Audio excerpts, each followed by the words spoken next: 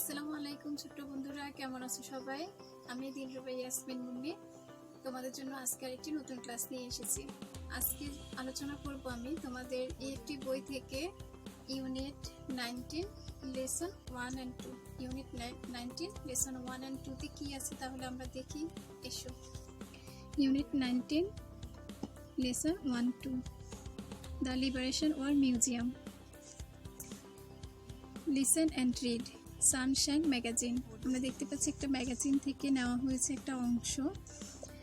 The magazine by and for the students of class 5। এই ম্যাগাজিনটি class 5-এর ছাত্রদের জন্য এবং তারাই তৈরি করেছে। A visit to the liberation war museum, মুক্তিযুদ্ধ জাদুঘর পরিদর্শন। লিখেছেন যে রাইটার, যিনি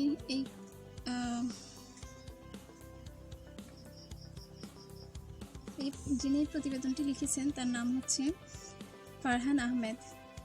on 14 December 14 December our class went on a field trip to the liberation war museum at Agargaon, Dhaka.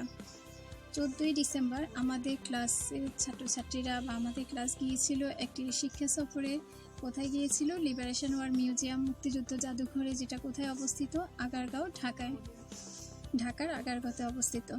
The trip was planned as part of our Bangladesh and global studies course. এই ভ্রমণটি পরিকল্পনা করা হয়েছিল বাংলাদেশ এবং বিশ্ব পরিচয়ের বিষয়ের অংশ হিসাবে। Our bus reached the museum at 10 AM। আমাদের বাস মিউজিয়ামে কখন পৌঁছলো?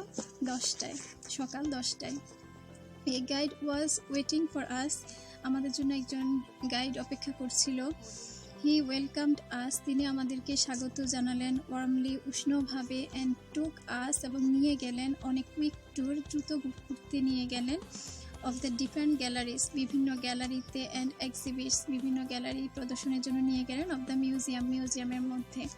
At first we watched a video clip on our liberation war and our independence. প্রথমেই আমরা একটি ছোট্ট ভিডিও ক্লিপ দেখেছিলাম যেটা আমাদের মুক্তিযুদ্ধ এবং আমাদের স্বাধীনতার উপরে নির্মিত। There were 4 পার্মানেন্ট গ্যালারিজ, সেখানে ছিল 4টা পার্মানেন্ট গ্যালারিজ ছিল। দ্যাট এক্সিবিটেড, যেখানে প্রদর্শিত ছিল রেয়ার ফটোগ্রাফস, দুষ্প্রাপ্য কিছু ছবি, ডকুমেন্টস, দলিল পত্র, অ্যান্ড নিউজ পেপার ক্লিপিংস, এবং পত্রিকার অংশবিশেষ, অ্যান্ড অবজেক্ট, এবং কিছু জিনিসপত্র used by the freedom fighters, যেগুলো মুক্তিযোদ্ধারা ব্যবহার করেছিল। And the martyrs of our liberation war, এবং আমাদের শহীদ বুদ্ধিজীবীরা ব্যবহার করেছিল।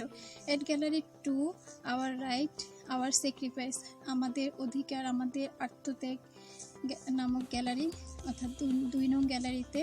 আওয়ার টিচার, আমাদের শিক্ষক, রিড আউট টু আস, আমাদেরকে পড়ে শোনালেন the declaration of independence by Bangabandhu Sheikh Mujibur Rahman. Bangabandhu Sheikh Mujibur রহমানের যে স্বাধীনতার ঘোষণাপত্রটি ছিল সেটি পড়ে শোনালেন। সাম আদার ভিজিটর্স, অন্য যারা পরিদর্শনার্থী ছিলেন, অলসো স্টপড, তারাও থেমে গিয়েছিল। And listened to it attentively, এবং মনোযোগ সহকারে শুনছিল। As we went inside gallery 4, যখন আমরা 4 নং গ্যালারিতে গেলাম। 4 নং গ্যালারির নাম হচ্ছে আওয়ার ভিক্টোরি, আওয়ার ভ্যালুস, আমাদের বিজয়, আমাদের মূল্য। উই ফিল সাইলেন্ট, আমরা স্তব্ধ হয়ে গেলাম। উই ওয়ার স্যাড, আমরা ব্যথিত হলাম। As we looked at the personal belongings of some of our martyred intellectual, আমরা আমাদের শহীদ বুদ্ধিজীবীদের কিছু ব্যক্তিগত জিনিস, ইন্টেলেকচুয়ালস অ্যান্ড ফ্রিডম ফাইটার্স, আমাদের শহীদ বুদ্ধিজীবী এবং আমাদের মুক্তিযোদ্ধাদের ব্যবহৃত কিছু জিনিসপত্র দেখে আমরা স্তব্ধ হয়ে গেলাম। এ পেয়ার অফ গ্লাসেস, একজোড়া চশমা, এ পেন, একটি কলমে, নোটবুক, একটি নোটবুকে, money bag, A shirt, and other such thing, এবং অন্যান্য কিছু জিনিস। We left the museum at 12:30, আমরা 12:30 মিউজিয়াম ত্যাগ করলাম। ইট ওয়াজ অ্যান এক্সপিরিয়েন্স, এটা এমন একটি অভিজ্ঞতা উই উড নেভার ফরগেট, আমরা যেটা কখনো ভুলে যাব না।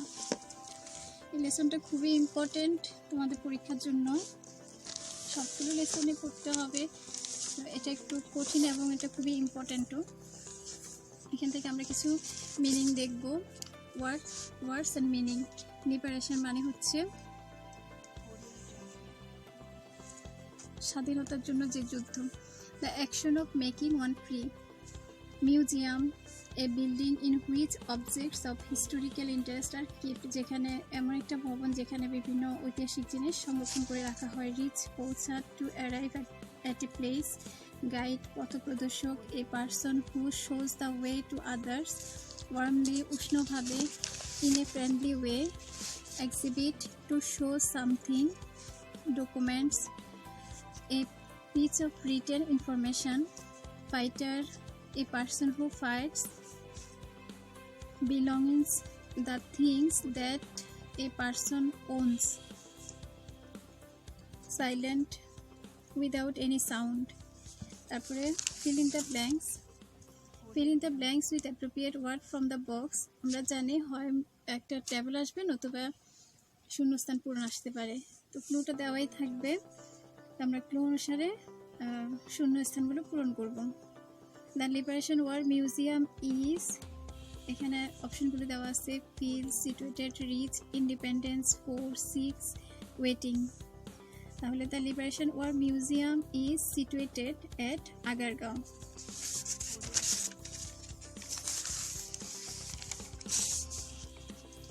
Our bus reached the museum at 10 a.m. A guide was waiting for us. There were 4 permanent galleries. Bangabandhu declared the independence of Bangladesh. Write true or false. On 16 December, the class went on a field trip. 16 ডিসেম্বরে আমাদের class গিয়েছিল একটি শিক্ষা সফরে। False, আসলে কখন গিয়েছিল? 14 December. The bus reached the museum at 10 a.m. True. A guide welcomed the students. একজন গাইড আমাদেরকে স্বাগত জানিয়েছিল। True. ছাত্রছাত্রীদেরকে স্বাগত জানিয়েছিল। True. There were 4 permanent galleries. True. 4টাই পার্মানেন্ট গ্যালারিজ ছিল। At first they visited gallery 4. প্রথম তারা 4 নং গ্যালারি ভিজিট করেছিল। আসলে আমরা দেখেছি প্রথম তারা দেখেছিল একটি ভিডিও ক্লিপ এবং দেন তারপরে 2 নং গ্যালারি ভিজিট করেছিল, তাহলে false. They left the museum at 12, আমরা দেখেছি তারা মিউজিয়াম ত্যাগ করেছিল 12:30, তাহলে এটা হবে false. Answer the following questions. When did the class go to the Liberation War Museum? কখন আমাদের ক্লাস গিয়েছিল লিবারেশন ওয়ার মিউজিয়ামে? On 14 December, the class went to the Liberation War Museum. যেহেতু প্রশ্নের ডিড অর্থাৎ পাস্ট টেন্সে আছে, তাই মেইন ভার্ব যেটা আছে সেটা পাস্ট টেন্স হচ্ছে ওয়েন্ট, তাহলে সাবজেক্টের পরে মূল ভার্বের পাস্ট টেন্স হয়েছে। তাহলে on 14 December, the class went to the Liberation War Museum. Why did the class go to the Liberation War Museum? কেন গিয়েছিল? এখানেও প্রশ্নে ডিড আছে, তাহলে মেইন ভার্বটা পাস্ট টেন্স হবে। The class went to the Liberation War Museum কেন গিয়েছিল?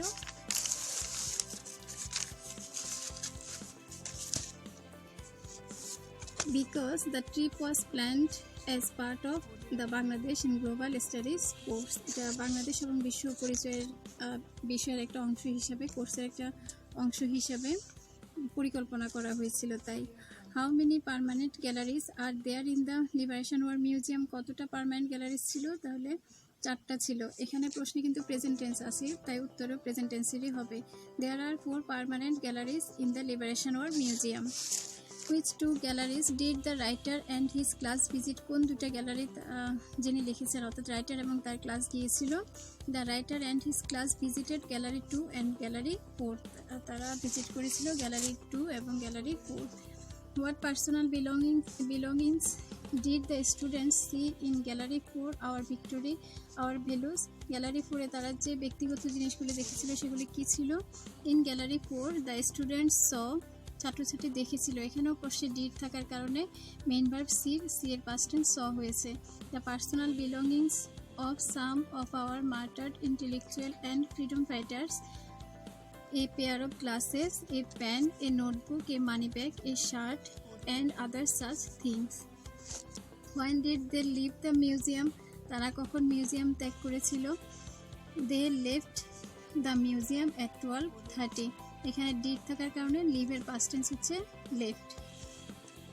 এই প্যাসেজ থেকে যে শর্ট কম্পোজিশনটা আসতে পারে তা হচ্ছে right at least 5 sentences about the Liberation War Museum মুক্তিযুদ্ধ জাদুঘর সম্পর্কে 5টি বাক্য লিখো, অথবা your visit to the Liberation War Museum, তুমি লিবারেশন ওয়ার মিউজিয়াম পরিদর্শন করেছো সেটার উপরে 5টি বাক্য। 5 বাক্যের ক্লু দেওয়া না থাকলে 5 বাক্যের বেশিও লিখতে পারবে।